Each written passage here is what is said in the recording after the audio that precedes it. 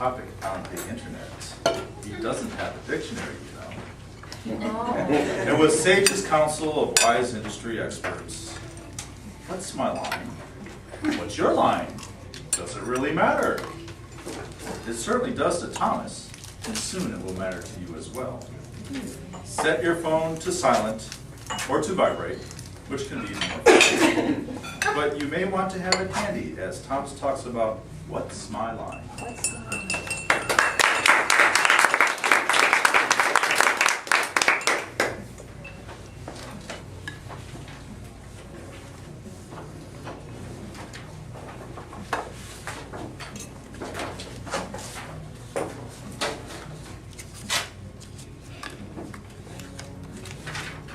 What's my line? What's the line? Do you remember that old TV show? I do. Most of us don't, I would think, but it was an old, of course you do. Some people do. What's my line? So we could talk about what's my line, but we're not going to talk about what's my line. But I did like that with all the masks that they had on. We're going to talk about the telephone line. I actually tried to find a rotary phone in my neighborhood. Somebody thought they had one, but they're such dinosaurs, so I just had to bring a picture instead. Remember the old rotary phones? This is called a rotary phone. So how many of us have an area code of 407? You're my friend. How many have 321? You exacerbate me. How many have the area code that's not 407-321, but you brought it with you? Some people do that as well. Matter of fact, I have 5 lines on my Verizon account. I'm the only person who lives in the 407 area code. It is what it is. Now, I worked for Sprint for 10 years, so I thought I had this nailed down as far as what's called the North American numbering plan. They're the people who assign and create phone numbers. It was established in 1947 with AT&T, back when it was a monopoly, or near monopoly way back then. And at first, there were 86 area codes assigned to the United States in 1947. So, let's see if we know some area codes. Does anyone know the area code of New York City? 212. Absolutely, 212. Now notice, 2 plus 1 plus 2 equals 5. Gets back to this. What is the area code for Chicago? 312. 312. That adds up to 6. What's the area code for Los Angeles? 818. An earlier one. The original one was 213. These are all big cities. Now, way back when, Detroit was a big city. Anybody know what their area code is? 305 here. No, here in Detroit. Oh, in Detroit. 313.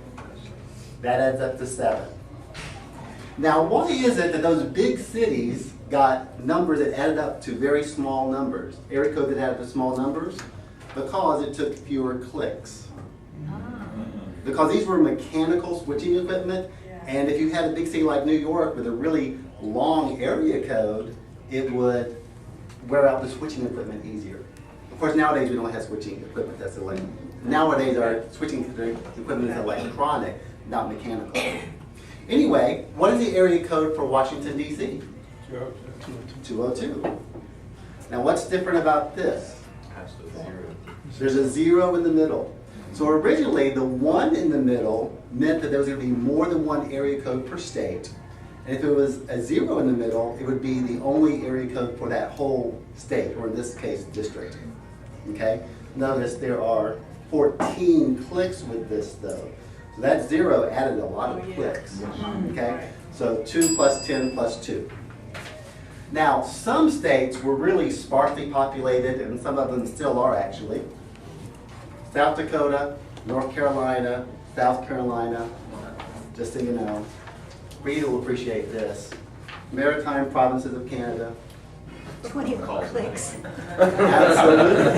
But with these, because they were so sparsely populated, notice they all had a 0 in the middle, and it took 21 clicks to dial just the area code, which is fine because not many people were calling in those places anyway. Now, by the way, back in 1947, Florida was basically an outpost. Not many people lived here. So we were assigned an area code, one area code of 305. So what does that mean?